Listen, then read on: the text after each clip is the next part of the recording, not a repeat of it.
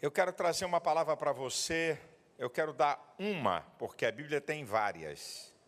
Eu quero dar uma receita para você vencer situações difíceis. Uma. Livro de Neemias, capítulo 1.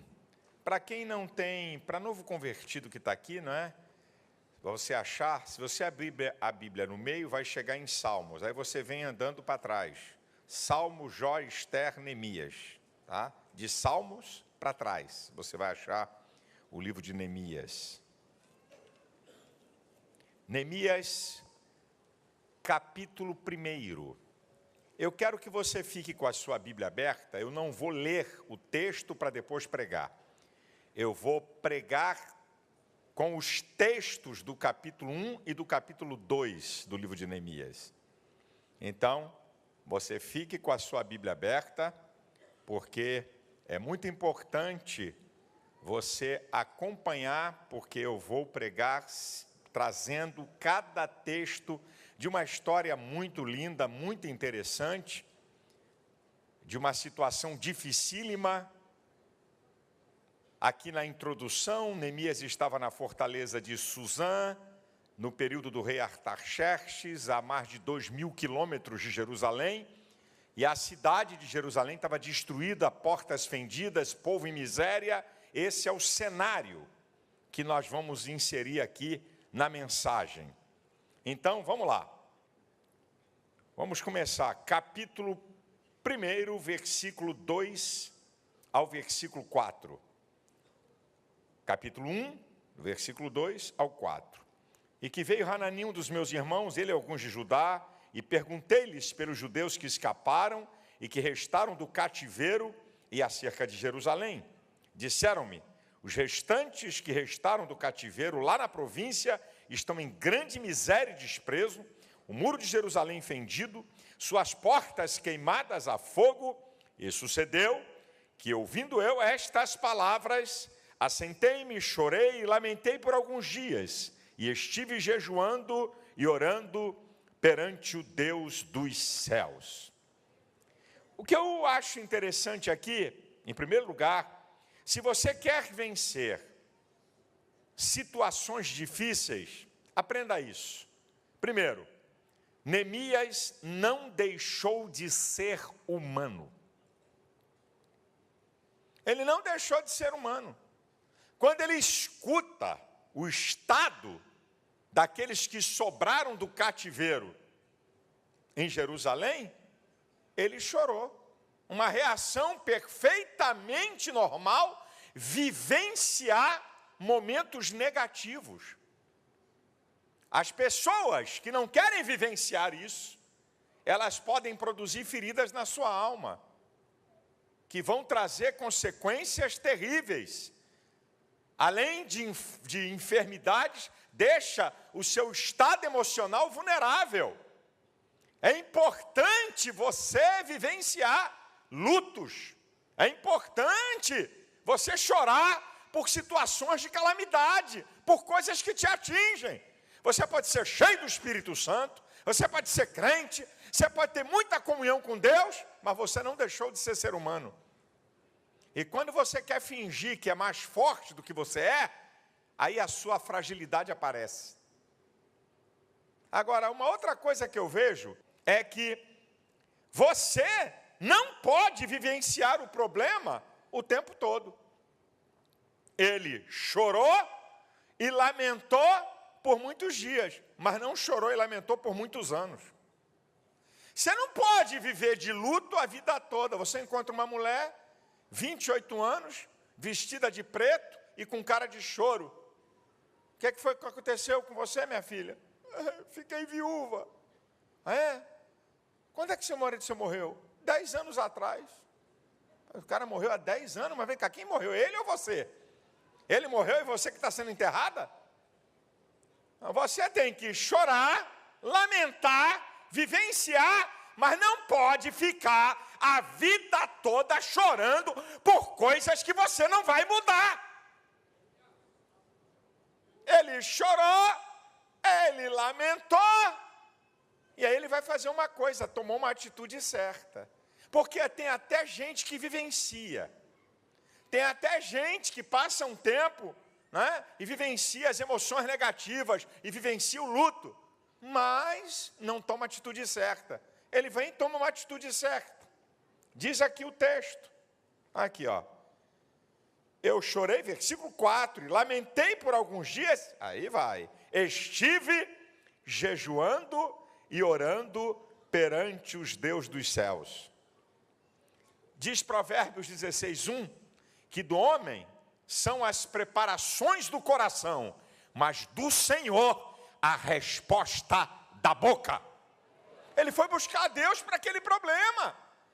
Ele foi buscar em Deus a solução, a saída, a direção, para ele tomar atitudes. E é impressionante a oração de Neemias, que vai do versículo 5 até o versículo 11. A oração dele tem alguns elementos fundamentais que está faltando na oração de crentes. Primeiro, a oração de Neemias tem reconhecimento da soberania de Deus. Apenas só o início, versículo 5. E disse: Ah, Senhor Deus dos céus, Deus grande e terrível. Aqui, ó, ele reconhece a soberania de Deus. A oração de Neemias tem confissão.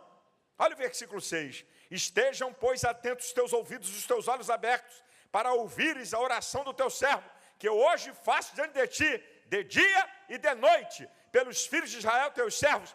Faço confissão pelos pecados dos filhos de Israel, que pecamos contra ti. Também eu e a casa de meu pai pecamos. A oração de Neemias tem confissão. Não são os outros, nós. Essa situação é porque nós pecamos. Não fica transferindo o erro da tua família para os outros, não. Você faz parte do pacote. Está aqui Neemias, ó. Eu e a casa, essa situação está assim, porque eu e a casa de meu pai temos pecado. Terceiro lugar, que eu acho muito interessante na oração de Neemias, é que Neemias ora com a palavra. Olha o versículo 8. Lembra-te, pois, a palavra que ordenastes a Moisés, teu servo, dizendo: Vós transgredireis, e eu vos espalharei entre os povos, e vós vos convertereis a mim, e guardeis os meus mandamentos, e os farei. Então, ainda que os vossos rejeitados estejam no cabo do céu, de lá os ajuntarei, e os trarei ao lugar que tenho escolhido, para ali fazer habitar o seu nome. Ele está orando com a palavra. Ele está orando com a palavra, meu irmão. Você tem que orar com a palavra. Senhor, aqui está escrito a tua palavra. Deus vela em fazer cumprir a sua palavra. Jeremias 1:12. Romanos 3:4 diz: seja Deus verdadeiro e todo homem mentiroso.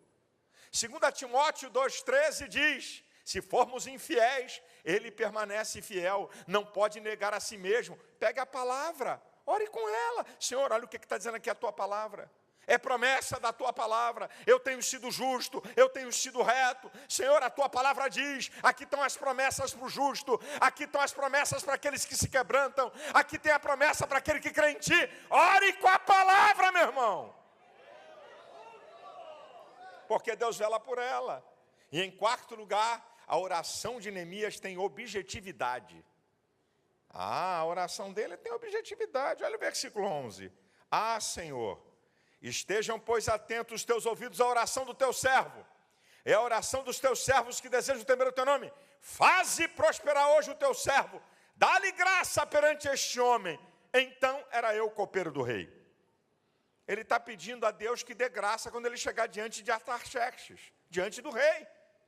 Como é que é a sua oração? Senhor, tu sabes. Por algum acaso Deus é desmiolado para não saber? É demente? Você tem que estar lembrando que Deus, Senhor, tu sabe? Claro que Ele sabe, mas Ele quer te ouvir. Filipenses 4:6 diz: não estejais inquietos por coisa alguma, antes as vossas petições sejam em tudo conhecidas diante de Deus, pelas orações com ações de graças. A oração tem que ser dita para Deus em tudo. E com objetividade. O que é que você quer? Qual é o teu propósito? Qual é a resposta? Detalhe aí, o que é que te incomoda? Qual é o teu pecado? Qual é a solução que você precisa? Agora, queridão, nós vamos ver que uma das coisas para mim mais sensacionais nesse texto é o capítulo 2. Vamos ver como é que Deus não menospreza o potencial humano e como o potencial humano, aliado com o poder de Deus, são ingredientes fundamentais para se vencer situações difíceis. Olha que coisa linda. Capítulo 2. Vamos ver. Versículo 1 e 2. Sucedeu, pois, no mês de Nisan, no ano 20º do rei Artaxerxes, que estava posto o vinho diante dele, e eu tomei o vinho e o dei ao rei. Porém, nunca antes estivera triste diante dele. Versículo 2. E o rei me disse: por que está triste o teu rosto? Pois não estás doente. Não é isto senão tristeza de coração. Então temi muito, em grande maneira. Meu irmão, seu estado de espírito, sua maneira de ser, abre uma porta para se iniciar o processo da vitória. Imagina se Neemias fosse daquele funcionário mal encarado, muito bom para cumprir a função, mas sempre de cara feia. Certo? Serve, cumpridor de dever, mas um cara sisudo. Olha o que o rei percebeu. Esse cara me serve sempre alegre, prazerosamente. O semblante dele está mudado, está acontecendo alguma coisa com ele. Se Neemias não fosse um camarada alegre, bom humor, que serve com satisfação, porque o ser humano tem uma capacidade de percepção, meu irmão. O teu patrão sabe se você está fazendo de boa vontade, ou está até fazendo a tarefa bem feita, mas com uma má vontade desgraçada. Sabe? Teu patrão sabe, teu patrão percebe. O rei percebeu que Neemias, que era copeiro do rei, na fortaleza de Suzã, que estava acontecendo alguma coisa com ele. Ele falou: ué, você nunca me serviu assim, você nunca teve triste, você nunca teve sisudo, está acontecendo alguma coisa com você. O que está acontecendo? Como é que alguém vai saber se você está passando uma dificuldade, se a tua cara é feia todo dia?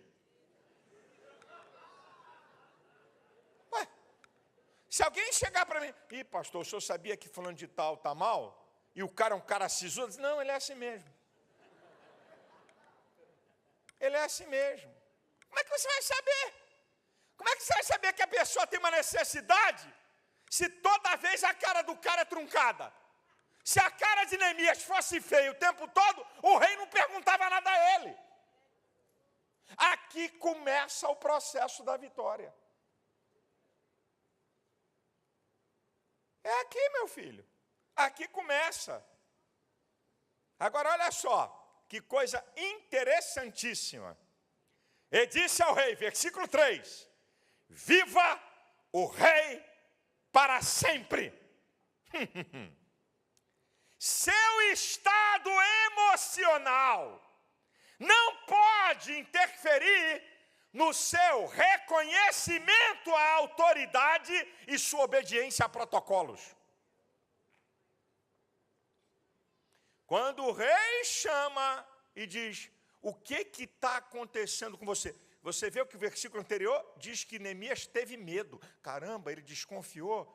Rapaz, a coisa me atingiu com tanta força que eu nem consegui transparecer. Aí ele, muda, mesmo estando triste. Viva o rei para sempre. Ele reconhece a autoridade daquele rei e reconhece o protocolo. Você sabe que tem crente? Jesus, ai, mistério vai ser revelado. Você sabe que tem crente que pensa porque tem um problema, ele pode fazer um escândalo na repartição. Porque está com problema. O que foi? Ei, tem protocolo. Você está diante de quem? Se controle. Sabe o que vai acontecer? Quando passar essa fase crítica, o chefe, o diretor, o gerente vai dizer assim, agora manda embora. É muito escandalosa quando está acontecendo alguma coisa. É muito escandaloso, manda para a rua. Toca um rebu quando está com algum problema difícil. Aprenda a respeitar protocolos. Neemias aprendeu o que era autoridade, ele estava diante de uma autoridade e aprendeu o protocolo. Vocês estão vendo que aqui não tem nada de espiritual? A porta está se abrindo. A porta está se abrindo. Agora veja que coisa interessante. A palavra dele na continuação do versículo. E disse ao rei, versículo 3 do capítulo 2, livro de Neemias. Vive o rei para sempre. Como não estaria triste o meu rosto, estando a cidade, o lugar do sepulcro dos meus pais assolada, e tendo sido consumidas as suas portas a fogo? Eu aprendo uma coisa, meu filho, quem precisa vem por baixo. Neemias não chegou para o rei e disse assim, ó rei, eu estou triste porque a magnífica, a grandiosa cidade de Jerusalém está toda danificada. Aquela cidade majestosa. O rei ia dizer, vai continuar. Vai continuar do mesmo jeito. Olha a inteligência de Neemias em se apresentar. Como eu não estaria triste? A cidade dos sepulcros dos meus pais. Ele estava precisando, então não veio por cima. Não veio cantando glória de Jerusalém. Ah, poderoso rei. Jerusalém, fundada pelo grande, imbatível rei Davi. Não cantou marra. Você está precisando? Vem por baixo. Eu tenho uma bronca de cara que precisa ainda é arrogante. Você precisa, rapaz, abaixa a crista. Vai pedir humildade. Me dá aí uma banana. Me dá aí uma vírgula, me dá aí. Aqui, ó, Neemias aqui, ó. Está construindo, está pavimentando o caminho para conquistar uma vitória de uma situação dificílima. Estou mostrando para você, não estou fugindo da Bíblia coisa nenhuma. Tá? Agora, olha que coisa interessante. Versículo 4.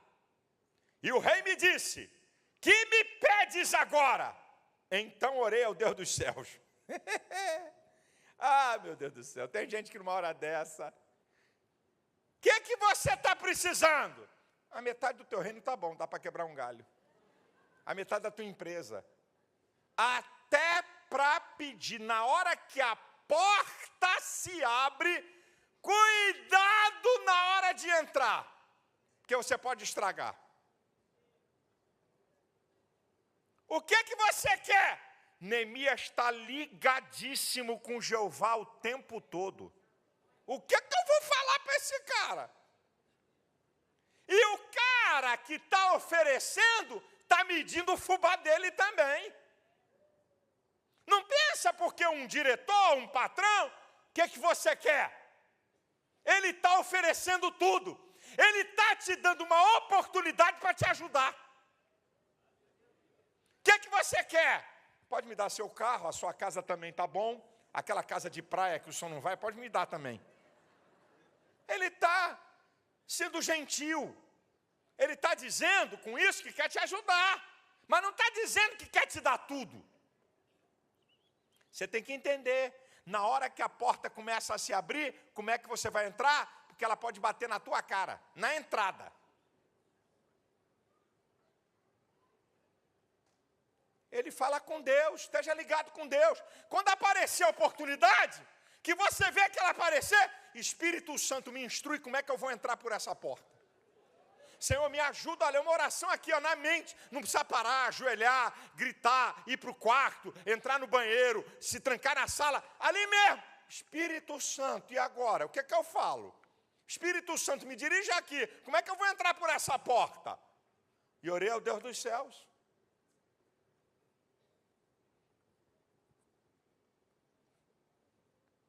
Olha, querido, que coisa interessante. Versículo 5. Ele disse ao rei: se é do agrado do rei, e se o teu servo é aceito em tua presença, peço-te que me envies ajudar a cidade do sepulcro dos meus pais, para que eu a edifique. O poder da comunicação, o poder da conversa. Ele sabe com quem ele está falando. E ele sabe quem ele é. Olha como é que ele entra. Ele não perde a noção de autoridade. Ele não perde a noção da posição dele, mesmo a autoridade dando acesso.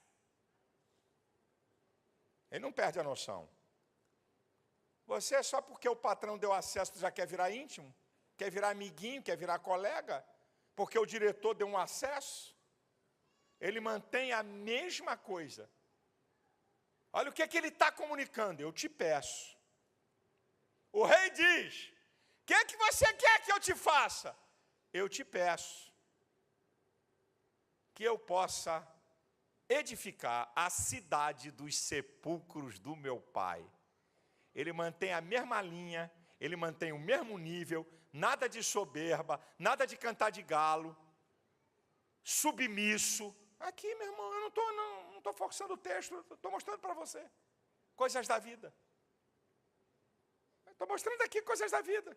Você tem que entender uma coisa. Quem está revestido de autoridade não gosta de ser pressionado ou obrigado.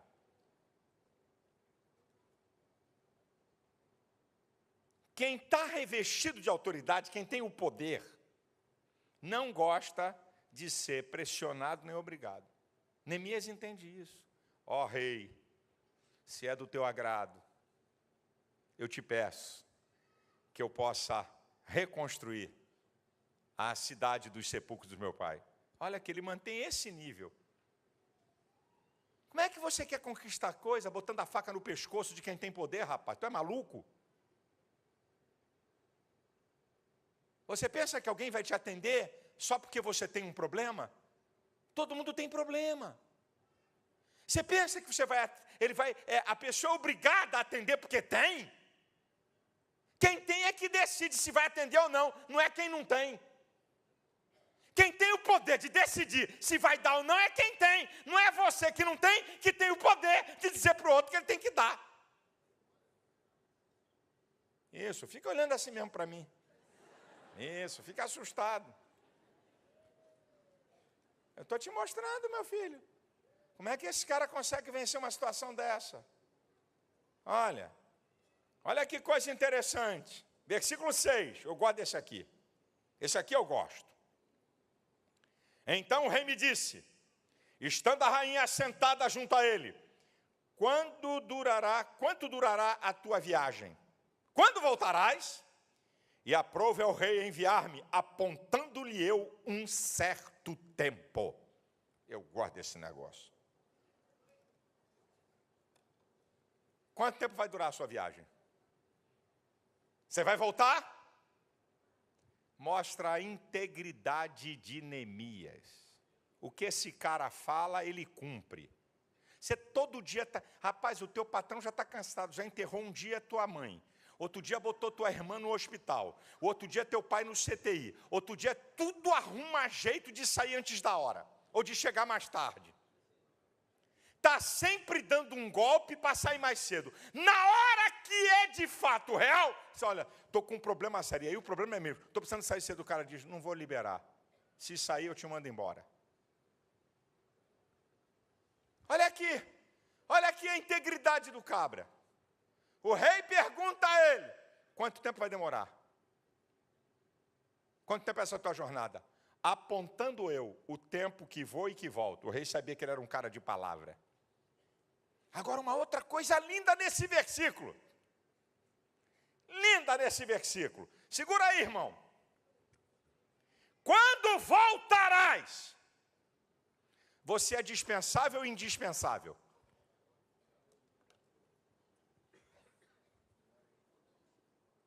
Se Neemias fosse dispensável, o rei disse, graças a Deus que esse cara vai para Jerusalém. Vai, se é por falta de a Deus.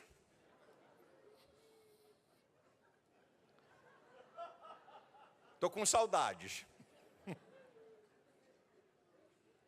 Quando é que você volta? Você é útil. Você é importante. Eu estou te ajudando porque você merece.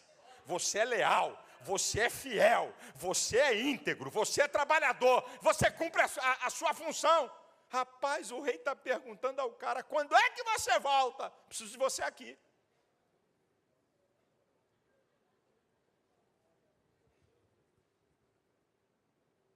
Agora, querido, começa no versículo 6. Aí vai para o versículo 7. Disse mais ao rei, se ao rei parecer bem, deixe-me cartas para os governadores da além do rio, para que me deem passagem até que chegue a Judá, como também uma carta para Asaf, guarda do jardim do rei, para que me dê madeira para cobrir as portas do paço da casa, para o muro da cidade e para a casa em que eu houver de entrar, e o rei mais deu segundo a boa mão de Deus sobre mim. Então vinha aos governadores da além do rio e deles as cartas do rei, e o rei tinha enviado comigo chefes do exército e cavaleiro. Rapaz, aprenda a conquistar por etapa, vai. Primeiro Neemias pede para ir. Primeira coisa que ele faz. Ó rei, se é do teu agrado, me permita eu ir reconstruir Jerusalém. O rei diz, ok. Primeira etapa, então eu vou para a segunda. Rei, como é que eu vou atravessar mais de 2.000 quilômetros de diversas províncias? Como é que vão me deixar passar se eu não tiver uma carta sua liberando a passagem? Bem, o rei disse, é coerente. Se eu estou liberando esse cara para ir, eu tenho que dar o documento para ele ir. Aí ele vai para a terceira etapa. Rei, o que adianta eu ir para Jerusalém se tu não abre mão do passo para eu levar madeiras para reconstruir? O rei, coerente. Se eu libero ele para ir, se eu dou cartas para ele passar, como é que ele vai reconstruir isso se ele não tiver o material? Quem tem material sou eu. O problema, rapaz, é que você quer o braço, a mão, o pé e a perna de uma vez só. Ei, calma! A vitória é uma construção, é etapas. Vencer situações difíceis tem etapas. Não pense que vai ser num dia só. Não pense que vai ser uma semana só. Não pense que vai ser rapidinho, não. Entenda isso. Vai comendo pela beirada, meu filho. Vai devagar lá com a louça. O santo é de barro, é o ditado que diz por aí. Aqui, ó. Neemias veio devagarzinho, ó. O cara já chega com a mão no pote. Já chega querendo tomar conta de tudo. Olha aqui, Neemias. Olha o que ele faz. Eu estou te mostrando, não estou inventando nada. Agora, te prepare. Olha o versículo 10. O que ouvindo Sambalate, o Horonita, Tobias, o servo Amonita, lhe desagradou com grande desagrado que alguém viesse a procurar o bem dos filhos de Israel. Te prepare que no processo da vitória tem empecilho. No processo da vitória tem inimigo. No processo da vitória tem oposição. Caramba, eu não tinha luta nenhuma. Quando eu comecei a construir o meu sonho, olha quanto trem doido apareceu. É assim mesmo, mas fique tranquilo. É um bom sinal que você está na rota certa. Dr. Mike Murdock é que diz isso, olha, o inimigo é um sinal que você está na rota certa. Tem gente metendo pau, tem gente, rapaz, é por isso que eu fico rindo. Um pastor disse assim para mim, Malafaia, eu não sei como é que você aguenta tanta calúnia, tanta difamação, tanto xingamento nas redes sociais. Um pastor, eu não aguentava isso. Eu morria do coração. Eu falei, rapaz, engraçado, eu dou gargalhada. Eu, quando leio a bobagem que os caras falam de mim, eu fico rindo. Às vezes, quando eu boto assim, estou rindo de você, otário. Ainda ponho na rede social, bota assim mesmo que eu estou falando. Estou rindo de você, otário. Ainda chamo de otário, porque é otário mesmo. Estou rindo de você. Sabe por quê? Porque quando eu vejo gente me atacar, e eu sei quem eu sou, quando eu vejo gente me atacar, eu digo, rapaz, o negócio vai ficar bom. Tem oposição? Tem gente incomodada comigo? É porque eu estou na rota certa. Te prepare que a vitória vai chegar.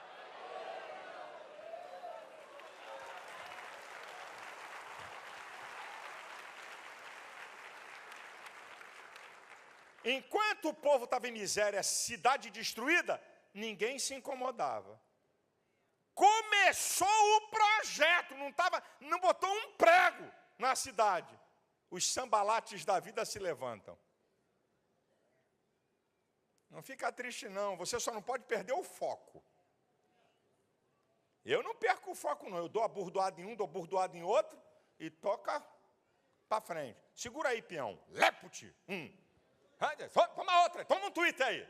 Se alimenta com ele aí, xalapo em cima de outro. Segura um videozinho de 2 minutos aí. Outra, bico na canela, e vamos para frente.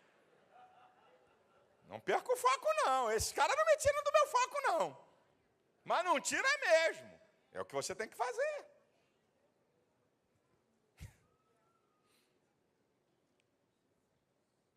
Olha o versículo 11.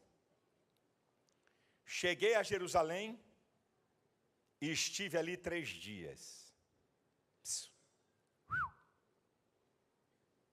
Descansar é fundamental. Você está enfrentando uma luta séria. Você está enfrentando um embate difícil, que vai ter desgaste físico, emocional. Você está sentindo que o estresse... Imagina esse cara numa cavalgada de mais de 2.600 quilômetros, empurrando madeira e cavalgando até chegar... Imagina uma viagem de 2.600 quilômetros de cavalo. Você já parou para pensar que viagem é essa? É mais do que você ir a Salvador de cavalo.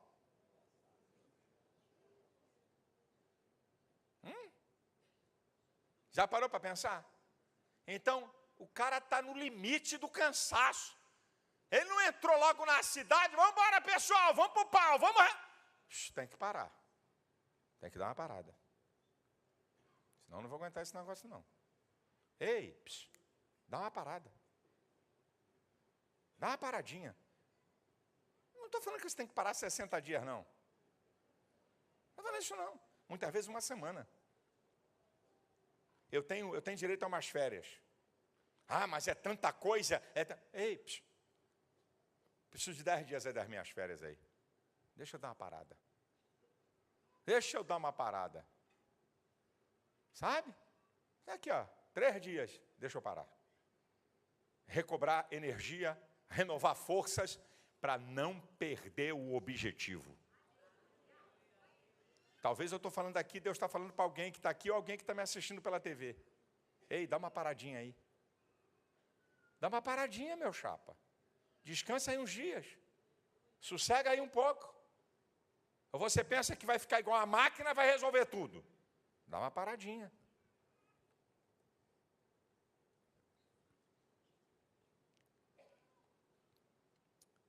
Olha o versículo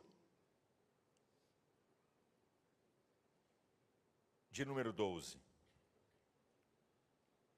E de noite me levantei, eu e poucos homens comigo, e não declarei a ninguém o que o meu Deus me pôs no coração para fazer em Jerusalém, e não havia comigo animal algum, senão aquele em que eu estava montado. Olha aqui, olha ele aqui. Tem a hora para falar, meu filho. E tem hora de ficar com a boca fechada. Não falou nada para ninguém. Não disse nada do propósito dele. Não antecipa as coisas, não. Aprenda a falar na hora certa. Aprende a falar na hora certa.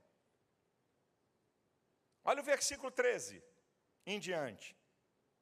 De noite saí pela porta do vale para a banda da fonte do dragão e para a porta do monturo. Contemplei os muros de Jerusalém, que estavam fendidos, e suas portas, que tinham sido consumidas pelo fogo, e passei a porta da fonte e o viveiro do rei, e não havia lugar para onde eu pudesse passar a cavalgadura que estava debaixo de mim. Então, de noite, subi pelo ribeiro, contemplei o muro, voltei, entrei pela porta do vale, e assim voltei. Querido, conhecer a realidade do que você quer para construir uma ação estratégica certa. O que Neemias fez? Deixa eu olhar como é que está a cidade. Deixa eu ver como é que está a situação de cada porta e de cada muro. Você quer resolver um problema grave? Você precisa estudar e analisar toda a situação, todas as variáveis que envolvem essa situação, para que você possa montar uma estratégia correta a fim de vencê-la. Chega com a cara e a coragem, não pergunta nada, não analisa nada, e vai botando a cara e depois é Deus. Vocês já repararam que até aqui, a única coisa é que Neemias tem uma comunhão profunda com Deus, constante com Deus. Mas você notou que ele está usando a inteligência a Deus, que o Espírito Santo não pediu nada a ele, que Deus não mandou ele fazer nada disso? A sua própria inteligência diz: como é que eu vou resolver um problema dificílimo se eu não conhecer ele profundamente, para usar a estratégia certa? Como é que você quer vencer essa situação difícil se você não analisa tudo que está em volta? Todo detalhe que envolve isso aí. Acompanha comigo, meu irmão. Eu só estou lendo a Bíblia. Não estou nem pregando. Estou só lendo a Bíblia para você entender isso aqui. Olha o versículo 17 e 18. Então lhes disse: bem vedes vós a miséria em que estamos, que Jerusalém está assolada, que suas portas têm sido queimadas a fogo. Vinde, pois, e reedificamos o muro de Jerusalém, e não estejamos mais em opróbrio. Então lhes declarei como a mão do meu Deus me fora favorável, e como também as palavras do rei que ele me tinha dito. Então disseram: levantemo-nos, edifiquemos. Esforçaram as mãos para o bem.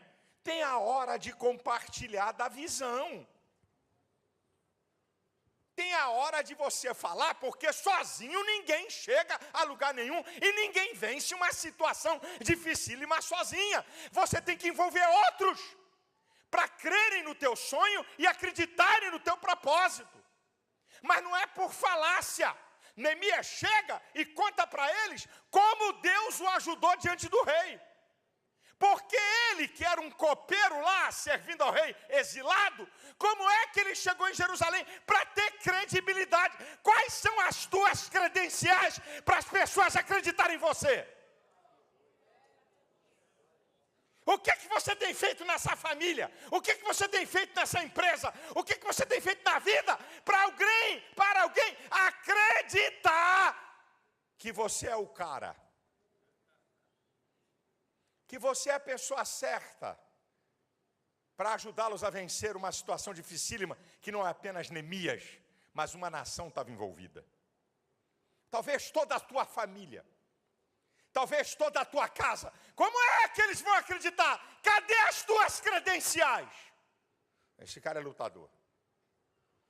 Não, esse cara vem. Essa mulher há 10 anos é pau de dar em doido. Essa mulher vem tomando uma pressão e vem suportando e tentam derrubar, ela levanta. Ah, então você tem credencial. Quer dar uma de papagaio de pirata? Chegar de repente e aparecer na fita? Não, meu filho, tem que ter credencial. Neemias tem credencial. E Neemias então envolve eles na visão.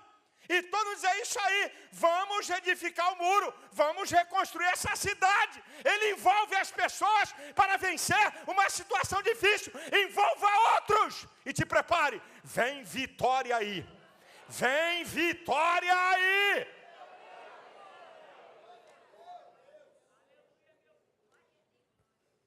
Agora, querido, olha que coisa linda. O que eu disse ainda há pouco, quando eu comecei no capítulo 2. Olha o versículo 20. A primeira parte. Então lhes respondi e disse, o Deus dos céus é que nos fará prosperar.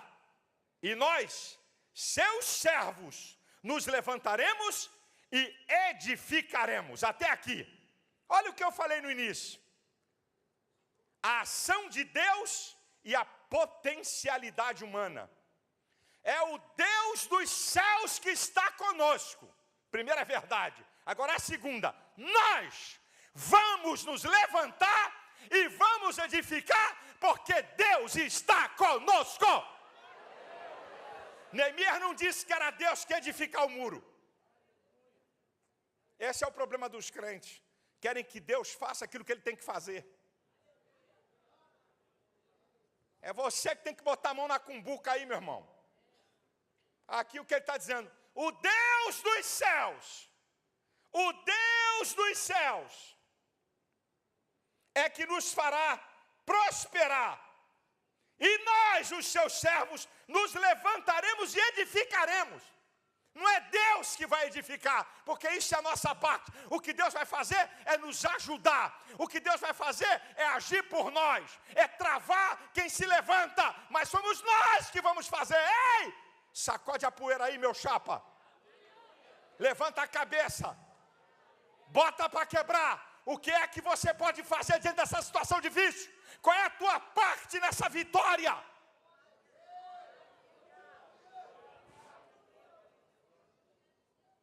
Agora tem aqui a segunda que é muito interessante.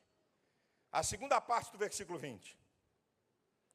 Mas vós, está falando de Sambalate, está falando de Tobias, está falando de Amonitas. Mas vós não tendes parte, nem justiça, nem memória em Jerusalém. Não permita que ninguém que acredita nos teus sonhos participe da construção deles.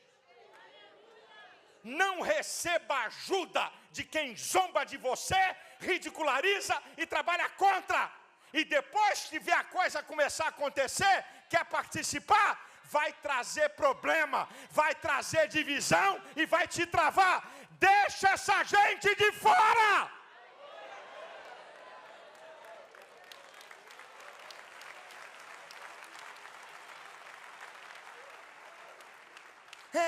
Eu quero te ajudar. Me ajudar? Meteu o pau a vida toda em mim. Trabalhou contra meus sonhos. Falou mal de mim. Levantou gente contra mim.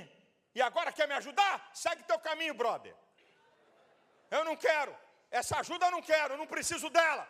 Esse é o problema. Na hora que a vitória começa a ser construída, os inimigos querem se aliar. Mas não é para te ajudar, não. É para te travar. É para te impedir. E você cai nessa esparrela. Cai igual um trouxa. Sai fora! Sai fora! Quem não crer no Deus que eu creio, quem não crer no sonho que eu tenho, quem não crer no projeto que Deus me deu, rua! Eu quero aqui pessoas envolvidas e que acreditam que Deus está conosco e que nós vamos vencer.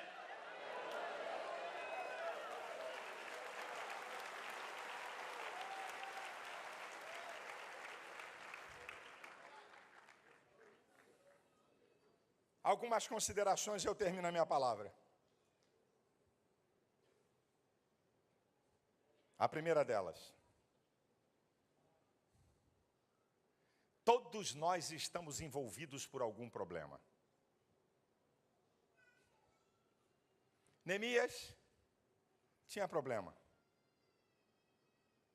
O povo que estava em Jerusalém tinha problema.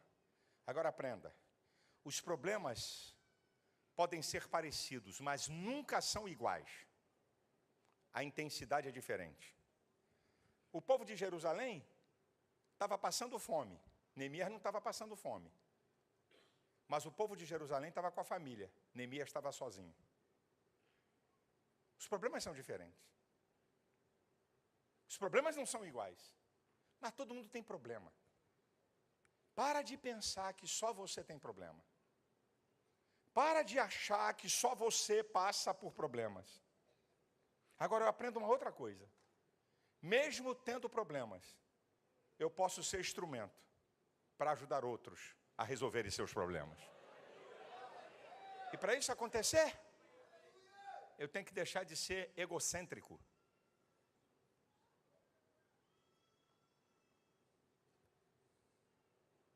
O apóstolo Paulo, em 1 Coríntios 10, 24, diz: cada um busque o interesse de outro e não propriamente o seu. Olha a necessidade do outro. Mesmo eu tendo problemas. Agora, tem um dado interessante. É que quando mesmo eu com problemas, me disponho a ajudar outros que estão com problemas, porque o problema de Neemias era menor. Ele comia todo dia, ele dormia confortavelmente, ele estava na presença de um rei poderosíssimo. Seus irmãos lá estavam passando fome. Não tinham telhado, vulneráveis a inimigos. O problema deles era maior. Mesmo Neemias tendo problema, estando isolado da família, estando ali como um prisioneiro, numa posição de destaque, mas não deixou de ser um prisioneiro. O problema dos outros era pior. Querido, eu vou declarar para vocês aqui, para todo mundo que está me assistindo na TV e para quem está dentro dessa igreja. Eu quero dizer para você que existem bilhões. O que é que eu falei? Quantos?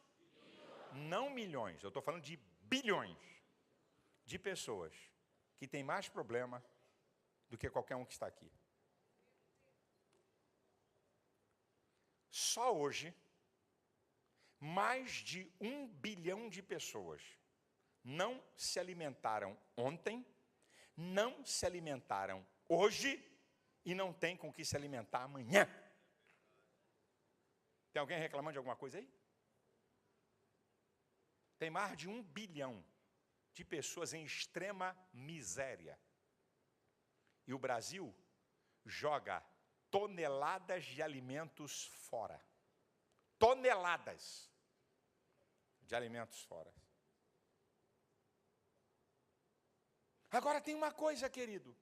Quando você se dispõe a ajudar outros, mesmo tendo problemas, existe uma lei de semeadura, que está em Efésios 6:8. O Senhor recompensará a cada um todo o bem que fizer. Quando você faz o bem a uma pessoa, não é a pessoa que vai te recompensar. A Bíblia está dizendo em Efésios 6:8, que quando eu faço bem a uma pessoa, independente do meu problema, quem me recompensa é Deus. Então, quando você ajuda alguém a resolver o seu problema, você começa a dar a Deus a possibilidade de ajudar a resolver o teu problema.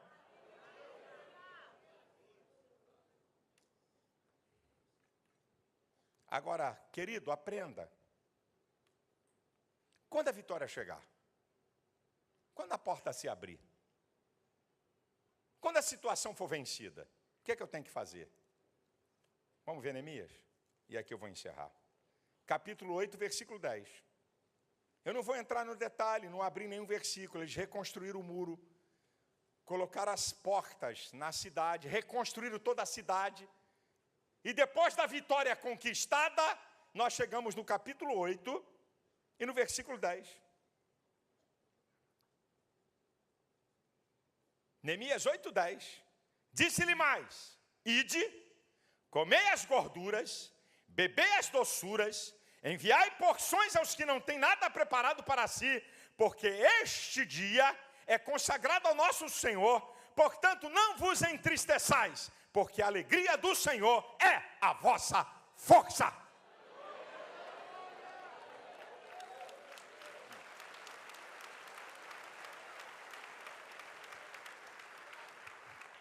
Você sabe o que que Neemias está dizendo? Número 1, usufrua da vitória. Se Deus abre portas para você e te abençoa, é para você usufruir. Deus não abençoa ninguém que não seja para usufruir. Então aproveito para dizer para os miseráveis: alô miseráveis, não tem ninguém aqui, só quem está na TV. Atenção, atenção, miseráveis, munheca de samambaia, que dá até logo assim.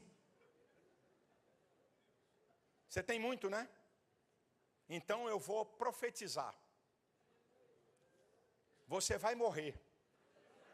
E tua mulher vai botar outro no teu lugar. Para usar e se beneficiar, idiota, daquilo que você conquistou.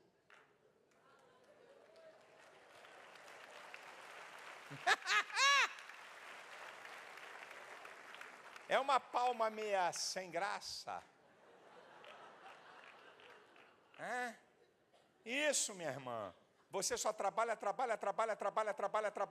Teu marido quer passear? Não, vamos trabalhar. Teu marido quer tirar férias? Não, vamos trabalhar. Trabalha. Cuida de neto, cuida de tio, cuida da mãe, cuida da avó, cuida sei lá de quem, cuida de cachorro, cuida de gato, cuida de passarinho, papagaio. Trabalha. Vais morrer? Não vai usufruir nada. Nunca botou um anel de ouro no dedo, só bijuteria. Só no atacadão comprando retalho para fazer roupa.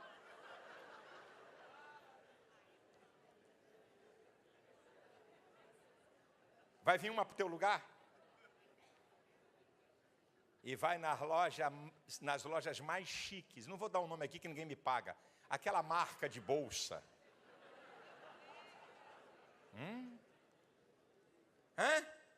Você trouxa. Só usava a bolsa de fundo de quintal. A outra vem para o teu lugar. Porque você não quer usufruir da bênção. Eu não estou falando de desperdiçar, gente. Eu não estou falando de usufruir o que não pode. Eu estou falando de você usufruir da bênção que Deus te dá. Deus não abençoa para nos usufruir. Está aqueles aqui, ó. Tem vitória, tem bênção, vencemos essa situação, agora chegou a nossa vez. Aí ele fala: comei das doçuras, comei das gorduras, bebei das doçuras. Segundo lugar, envie porções a quem não tem, compartilhar. Todas as bênçãos e vitórias que Deus nos dá, número 1 é para usufruir. Número 2 é para você compartilhar com alguém que não tem. A quem você ajuda? Só traz fubá e sal para o serviço social? Deve comer isso todo dia em casa. É só isso que você traz? Só traz roupa rasgada? Tu deve também usar. Sapato com fura, ventilador sem hélice. Geladeira sem motor. Deve estar na tua casa esse negócio.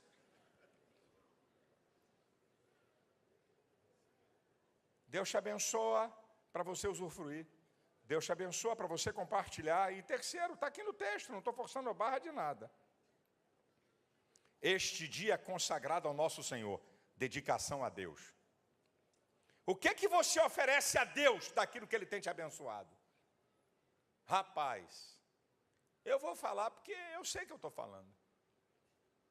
Eu conheço gente pobre que dá mais oferta do que muito rico e milionário que está dentro da igreja.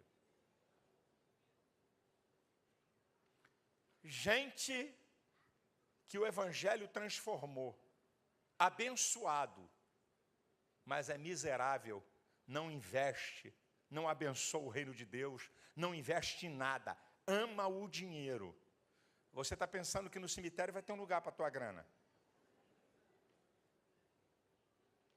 Qual é o tributo que você oferece a Deus pelas vitórias que Ele te concede?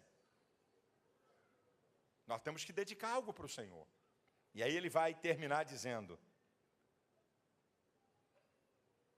não fiquem tristes, porque a alegria do Senhor é a vossa força. Vamos fazer festa. Sabe quantos dias de festas eles fizeram?